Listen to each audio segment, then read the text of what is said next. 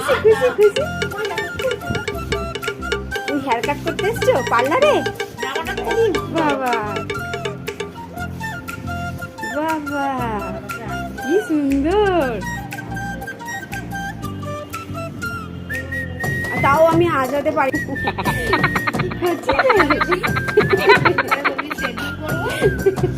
দেখছিস দেখছিস দেখছিস কেমন লাগছে? হ্যাঁ ডিউটি করবো, বাড়ি থেকে বলতে হবে আমি বাটারফ্লাই কাট দেবো। ওর কাম্মা শিখিয়েছে ওকে।